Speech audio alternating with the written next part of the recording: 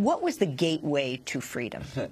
Well, that's sort of a term I use for New York City because these networks, particularly on the eastern, corridor here, of local groups assisting fugitive slaves. New York City was a key point there because once slaves reached New York City, they were quickly sent up to New England or to upstate New York or Canada.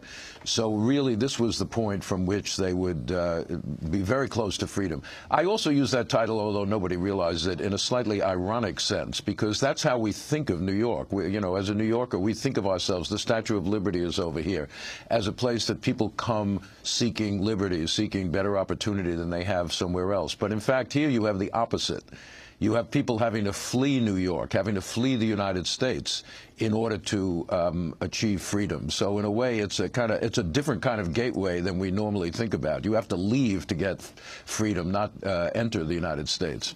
And this record of fugitives that Sidney Howard Gay compiled, tell us the story of it. Well,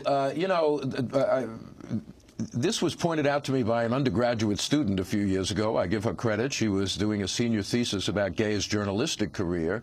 And she said, Professor, the Gay papers are up in the Columbia Library, 80 boxes of them. And she said, in box 72, there's this document about fugitive slaves. It's not really relevant for me, but you might find it interesting. So I went up there one day. I said, give me box 72.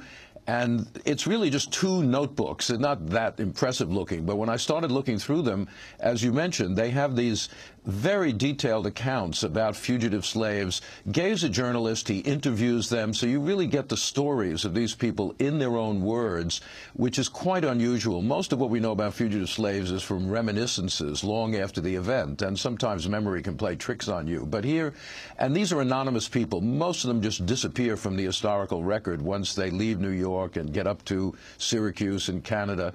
But I'd never seen a document like this before, and I sort of started working outwards from it to try to track down who they were, who their owners were, who helped them, and eventually this book came out of that. You mentioned the black hero. You tell the story of Louis Napoleon. Yes. I had never heard of Louis Napoleon until I saw his name in the record of fugitives, which pops up all over the place in that document because, Gay's office, this newspaper office, was also an outpost of the Underground Railroad. Napoleon was a free black man who worked as a kind of a janitor, a porter in that building, but his real job was scouring the docks and the streets and the railroad terminals looking for fugitive slaves. He was the guy on the streets in the mid-1850s who would look for fugitives and bring them to Gay's office. He was illiterate. There are documents in there signed by an X by him. But he was able to go to court and get writs of habeas corpus if someone was seized by slave catchers, he'd try to get them into court, so maybe a judge could help them out. He's a remarkable guy, and it's just, through this document you get a bit of a sense of his activities. And Gay and Napoleon illustrate an important thing about the Underground Railroad. It was an interracial movement. Black and white people working together in a common cause, which now, 150 years later, is kind of inspiring still. You also devote a lot of time to another activist journalist of that era, David Ruggles, yes, and the editor of the Mirror of Liberty, and you talk about his key role in terms of the Underground Railroad. Ruggles is a generation earlier. You might almost say that Ruggles is the founder of the Underground Railroad, because in 1835 he founded what was called the New York Vigilance Committee. Now, fugitive slaves had escaped ever since there was slavery, but this is the first organized effort to help them. Otherwise, previously individuals had helped a fugitive slave, but there was no organization to do that. And the Vigilance Committee lasted all the way up to the Civil War in New York City. It's sort of the second outpost. There's Gay and his group, and then the Vigilance Committee. Ruggles left New York City in 1841, but he really was key in getting this whole process going.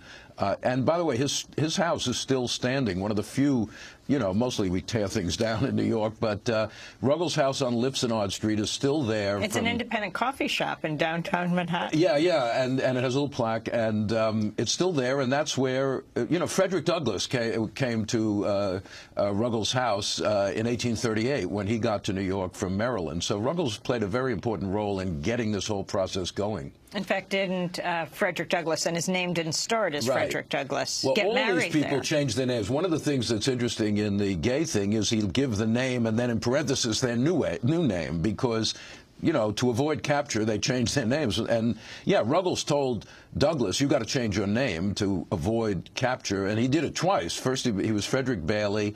Then he became Frederick Johnson. When he got to New Bedford, Mass., where Ruggles sent him, he said, yeah, hey, every other black family here is named Johnson, so I better find another name. And then he decided to call himself Frederick Douglass, and that's, of course, how we know him. But Ruggles would actually confront slave catchers who were trying to grab people off the streets and send them back south. Ruggles was a very militant guy. He would go in, he went into a house in Brooklyn where, you know, there were many slave owners who came up to New York City with their slaves. You know, New York had very close economic ties to the South, the cotton trade, all that. And people would come, and even after slavery is abolished in New York State, there's still slaves on the streets. Ruggles goes into someone's house in Brooklyn and says, these slaves are free. You don't have a right to bring them into New York anymore. And there's a whole altercation. He does get one out to become free. He challenges ship captains. He goes to the dock. So he's a very militant guy. Professor Foner, tell us about Richard Riker and the kidnapping club. Yeah, well, those who saw the movie 12 Years a Slave a couple of years ago, you know, that's about a free black man who was kidnapped really from upstate New York. There was a lot of kidnapping of free blacks in New York City and in Philadelphia, mostly children. There were these gangs that would just grab someone off the street, take them to a boat, and ship them to the South for sale, or they would take them to Richard Riker. He was a judicial officer called the Recorder, and they would kidnap someone and say, this guy's a fugitive slave. And they'd bring him to Riker, and Riker would just issue an order. Yeah, he's a fugitive slave, back to the South, even though the guy was born free. And this is why the Vigilance Committee was founded in the first place, to combat kidnapping. And it very quickly then turned into helping fugitive slaves. But, you know, New York was full of slave catchers. It was a dangerous place for fugitive slaves.